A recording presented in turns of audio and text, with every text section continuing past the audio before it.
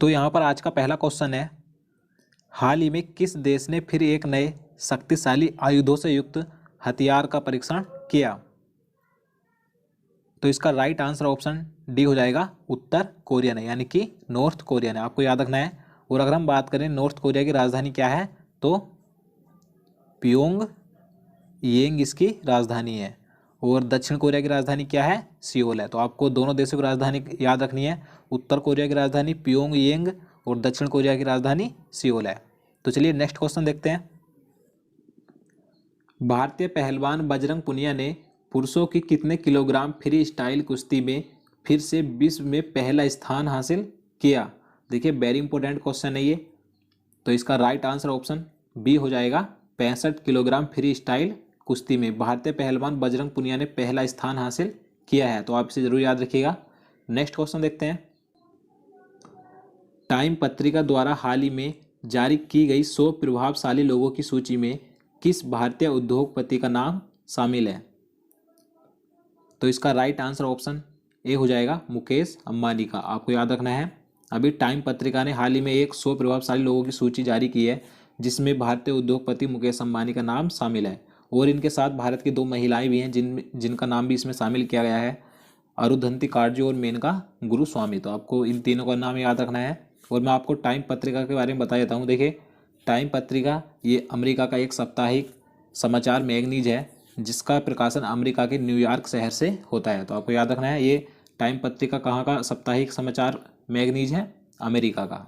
तो चलिए next question देखते हैं।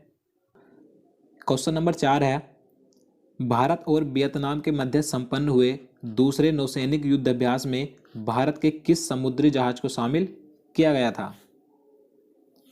तो इसका राइट आंसर ऑप्शन सी हो जाएगा, INS कोलकाता, इसे शामिल किया गया था। और ये दूसरा जो भारत और वियतनाम के मध्य नौसैनिक युद्धाभ्यास था ये 13 से 16 अप्रैल के बीच हुआ था। आपको याद रखना है। और अगर हम बात करें वियतनाम की राजधानी क्या है, तो हनोई है। तो आपको वियतनाम देश की राजधानी भी याद रखनी है। नेक्स्ट क्वेश्चन देखते हैं। विश्व प्रेस स्वतंत्रता सूचकांक 2019 में भारत निम्न में से कितने स्थान पर है? देखिए वेरी इंपॉर्टेंट क्वेश्चन है ये। तो इसका राइट आंसर ऑप्शन ए हो जाएगा, 140वें स्थान पर है। इस समय भारत विश्व प्रेस स्वतंत्रता सूचकांक में जो भारत की रैंकिंग है 140वीं है।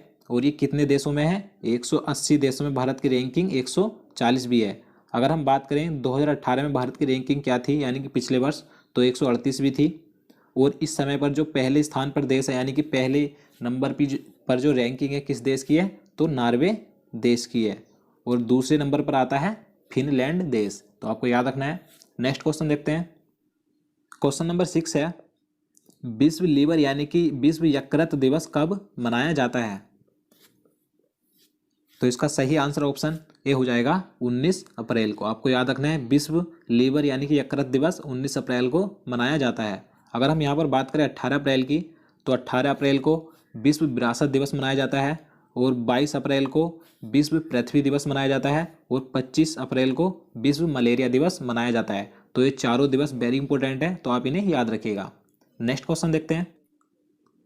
सुप्रीम कोर्ट द्वारा किस हाई कोर्ट के आदेश पर रोक लगाने से इनकार करने के बाद भारत में गूगल प्ले स्टोर और एप्पल ऐप स्टोर से Chinese video sharing app TikTok हटा दिया गया है? तो इसका राइट आंसर ऑप्शन ए हो जाएगा, मद्रास हाई कोर्ट। देखिए मद्रास हाई कोर्ट ने सुप्रीम कोर्ट से टिकटॉक पर रोक लगाने को कहा था, लेकिन सुप्रीम कोर्ट ने इसे भारत में गूगल प्ले स्टोर और एप्पल के ऐप स्टोर से हटा दिया है। तो आप सभी इसके बारे में जानते होंगे, टिकटॉक के बारे में। ये एक चाइनीज वीडियो शेयरिंग ऐप है। तो चलिए नेक्स्ट क्वेश्चन देखते हैं। क्वेश्चन नंबर 8 है, किस दिग्गज गायिका ने फरवरी में पुलवामा आतंकी हमले में शहीद हुए CRPF जवानों के परिजनों को 1 करोड़ रुपए देने की घोषणा की है? तो देखिए आप सभी जानते होंगे, जो 14 फरवरी को भारत के पुलवामा में जो आतंकी हमला हुआ था जिसमें कई भारतीय जवान शहीद हुए थे, तो हाल ही में लता मंगेशकर ने उन CRPF जवानों के परिजनों को 1 करोड़ रुपए देने की घोषणा की है। तो इसका राइट आंसर ऑप्शन बी हो जाएगा, लता मंगेशकर ने। नेक्स्ट क्वेश्चन देखते हैं। विश्व के सबसे बड़े आर्टिफिशियल इंटेलिजेंस यानी कि कृत्रिम बुद्धिमत्ता शिखर सम्मेलन का आयोजन निम्न में से किस देश में किया जाएगा? तो इसका राइट आंसर ऑप्शन डी हो जाएगा, संयुक्त अरब अमीरात में। आपको याद रखना है, देखिए कहाँ पर किया जाएगा, संयुक्त अरब अमीरात में, दुबई वर्ल्ड ट्रेड सेंटर पर। तो आपको याद रखना है। और अगर हम बात करें संयुक्त अरब अमीरात यानी कि यूएई की राजधानी क्या है, तो अबू धाबी है। तो चलिए नेक्स्ट क्वेश्चन देखते हैं। किस भारतीय महिला एक दिवसीय क्रिकेट टीम की कप्तान को street childs cricket world cup में टीम इंडिया के गुडविल एम्बेसडर के रूप में नामित किया गया है? तो किसे किया गया है? तो इसका राइट आंसर ऑप्शन सी हो जाएगा, मिताली राज। ये इस समय भारतीय महिला cricket team, one day cricket team की कप्तान है। इन्हें street child cricket world cup में टीम इंडिया के गुडविल एम्बेसडर के रूप में नामित किया गया है। तो आपको याद रखना है मिताली राज को। नेक्स्ट क्वेश्चन देखते हैं। गूगल ने हाल ही में अफ्रीका के किस देश में पहली बार आर्टिफिशियल इंटेलिजेंस केंद्र यानी कि कृत्रिम बुद्धिमत्ता केंद्र आरंभ किया है? तो किस देश में किया है? तो इसका राइट आंसर ऑप्शन डी हो जाएगा, घाना देश में। आपको याद रखना है। और इसकी राजधानी क्या है? अक्रा इस देश की राजधानी है। तो चलिए नेक्स्ट क्वेश्चन देखते हैं। क्वेश्चन नंबर 12 है, प्रसिद्ध कंपनी सोनी द्वारा जापान में हाल ही में किस नाम से टैक्सी सेवा आरंभ की गई है? तो इसका राइट आंसर ऑप्शन बी हो जाएगा, एस राइड नाम से। आपको याद रखना है, आप सभी सोनी कंपनी के बारे में जानते होंगे। यह एक इलेक्ट्रॉनिक सामान निर्माता कंपनी है। तो इसने हाल ही में जापान में एस राइड नाम से टैक्सी सेवा आरंभ की है। यहाँ पर जो एस का इन्होंने अर्थ रखा है, सिंपल स्मार्ट स्पीड, यहाँ पर इन्होंने एस का अर्थ दिया है। तो आपको याद रखना है। तो चलिए नेक्स्ट क्वेश्चन देखते हैं। निम्नलिखित में से किस देश के वैज्ञानिकों ने हाल ही में कृत्रिम 3D हृदय बनाने में सफलता प्राप्त की है? देखिए वेरी इंपॉर्टेंट क्वेश्चन है ये। तो इसका राइट आंसर ऑप्शन डी हो जाएगा, इजराइल। इजराइल देश के वैज्ञानिकों ने कृत्रिम 3D हृदय बनाने में सफलता हासिल की है। तो आपको ये जरूर याद रखना है। और अगर हम बात करें इजराइल देश की राजधानी क्या है, तो जेरूसलम है। तो ये कई बार एग्जाम में राजधानी पूछी जाती है, तो आप इसे भी याद रखेंगे। चलिए नेक्स्ट क्वेश्चन देखते हैं। वह देश जिसने हाल ही में विश्व की पहली सशस्त्र उभयचर यानी कि पानी एवं जमीन पर चलने वाली ड्रोन नौका का सफल परीक्षण किया? तो इसका सही आंसर ऑप्शन सी हो जाएगा, चीन देश ने। देखिए ये भी काफ़ी इंपॉर्टेंट क्वेश्चन है, तो आपको ये भी याद रखना है। विश्व में पहली बार सशस्त्र उभयचर यानी कि उभयचर जमीन एवं पानी में चलने वाली ड्रोन नौका पहली बार किस देश ने बनाई है? तो चीन देश ने बनाई है, जिसका इन्होंने हाल ही में सफल परीक्षण किया है। तो चलिए अगला क्वेश्चन देखते हैं। क्वेश्चन नंबर 15 है, निम्नलिखित में से किसे हाल ही में केनरा बैंक का एमडी और सीईओ नियुक्त किया गया है? इसका सही आंसर ऑप्शन ए हो जाएगा, RA शंकर नारायण को। आपको याद रखना है, इन्हें केनरा बैंक का एमडी यानी कि प्रबंध निदेशक और सीईओ यानी कि मुख्य कार्यकारी अधिकारी नियुक्त किया गया है, RA शंकर नारायण को। तो चलिए नेक्स्ट क्वेश्चन देखते हैं। अबू धाबी अंतर्राष्ट्रीय पुस्तक मेले में कौन सा देश गेस्ट ऑफ ऑनर बनाया गया है?